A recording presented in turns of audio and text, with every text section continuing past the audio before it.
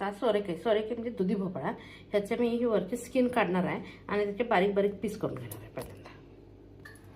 आता मी इथंपर्यंत कट करून घेतलं. आता ह्याचे बारीक बारीक पीस करून घेते.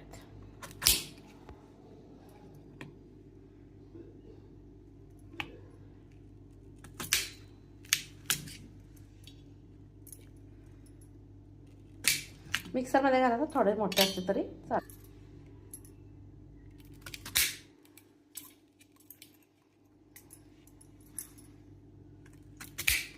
आता हे मिक्सरला घालून घ्यायचं.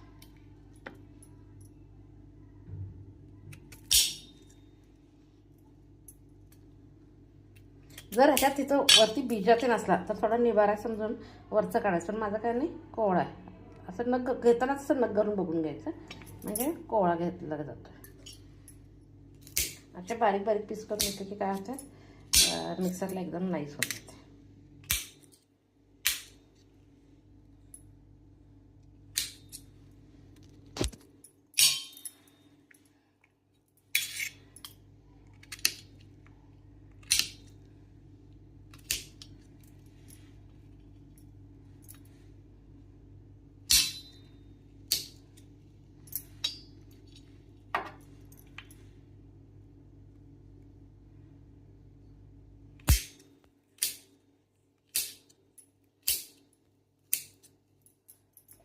आता हा मिक्सरला घालून. आता मी एक लसूणाच्या 2 पाकळ्या घेतल्या, एक अर्धा इंच आलं, थोडासा कडलिंब घेतला आहे मी.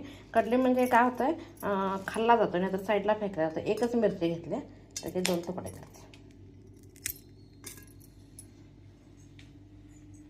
त्याच्यानंतर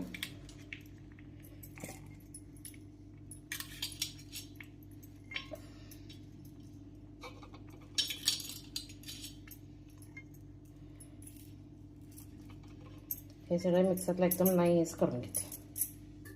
आता हे मिक्सरला नाईस झालं, असं एकदम नाईस करून घ्यायचं.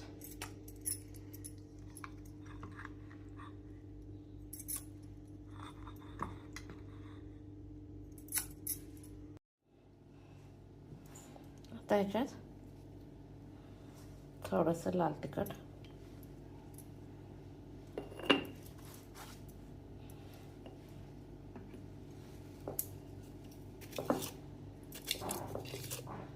थोडंसं मीठ, म्हणजे आपल्या घरी तिखट मीठ किती लागतं त्याच्यावर, कारण मिरची पण आपण घातलेली आहे.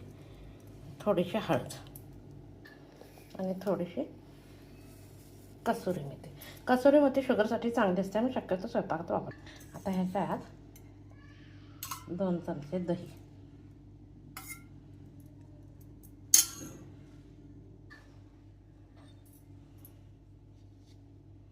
1 चमचा डाळीचं पीठ, 1 चमचा एवढं, आणि याच्या चमच्यानं म्हटलं तर एक 4-5 चमचे ज्वारीचं पीठ, 1-2 चमचे गव्हाचं पीठ. ज्वारीचं पीठ जास्ती घ्यायचं, गव्हाचं पीठ कमी घ्यायचं.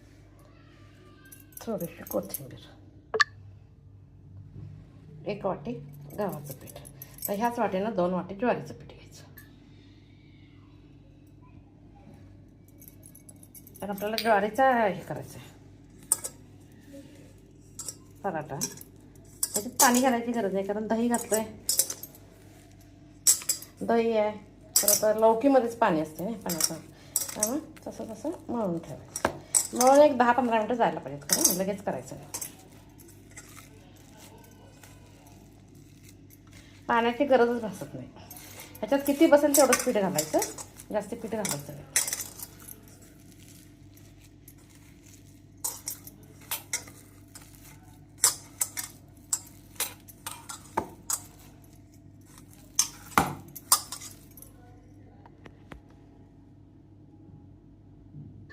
आता पीठ मळून तयार झालं. थोडंसं आता तेल टाकून ठेवायचं. एक 10 मिनटं झाली की 10 मिनटं भिजू द्यायचं त्याला. 10 मिनटांनी चालू करायचं ठेपला करायला, तोपर्यंत मी झाकून ठेवायचं.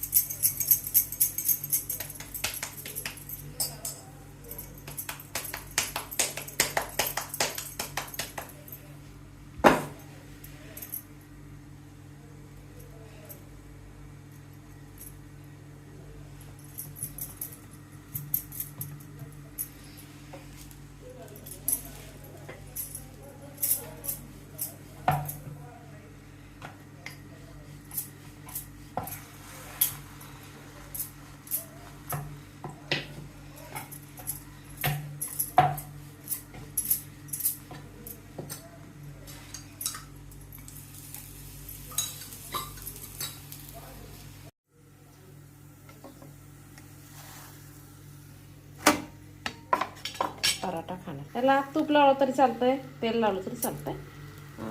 त्याच्याबरोबर मी लौकीचीच भाजी केली आणि कोकंबरचं सलाड केलं. पराठा, शेंगदाणे चटणी आणि दही. हे असं सुटलं की करेक्ट टाईम समजायचं. थोडंसं तेल लावून घ्यायचं.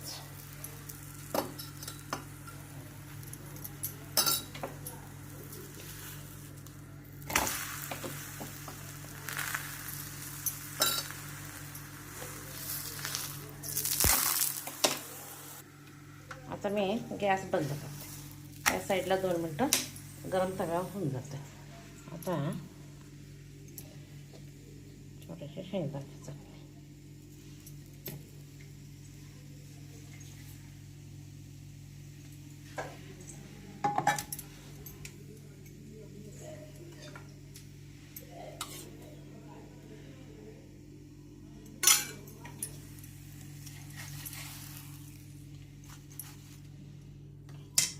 माझी रेसिपी आवडत असेल लाईक शेअर करा.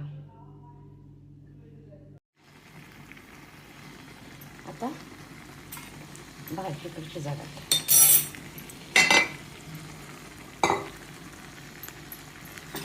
एक 5 मिनटं फक्त पाणी आटलं. पाणी आटलं की भाजी शेवगा आरोग्याला अतिशय चांगलं.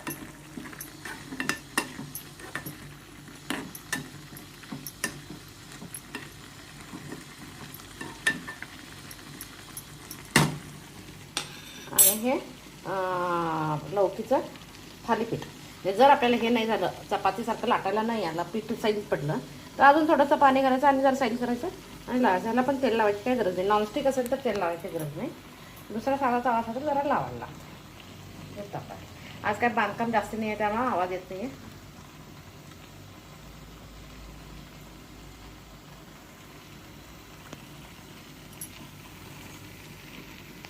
असं साईडला सुटतंय आपणच.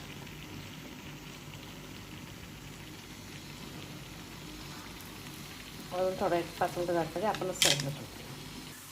आता असं साईडनं उठायला.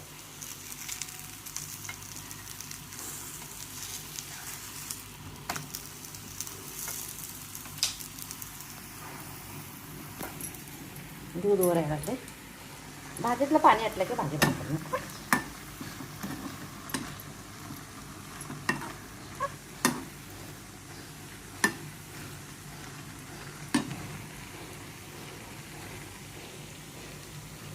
दूध वर आले, गॅस बंद केला. आता हे एका साईडचं भाजलं. आता गॅस बंद करते.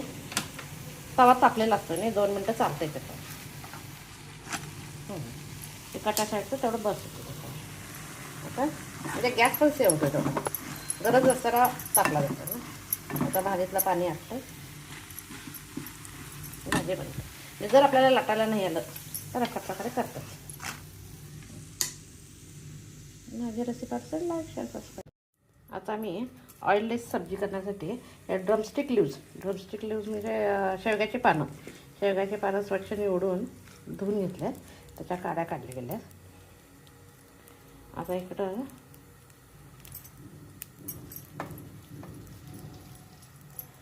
कढई तापायला ठेवल्या. तेल घालायचं नाही. हेल्दी सब्जी करायची म्हटल्यावर तेल घालून चालणार नाही आपल्याला. 2 मिनटं तसंच तापू द्यायचं. बरं, थोडीशी मोहरी. मी चमचा नाही आहे, हात माझा ओढला आहे, भाजी धुवायला लागली म्हणून तसंच डब्यानं घातलं.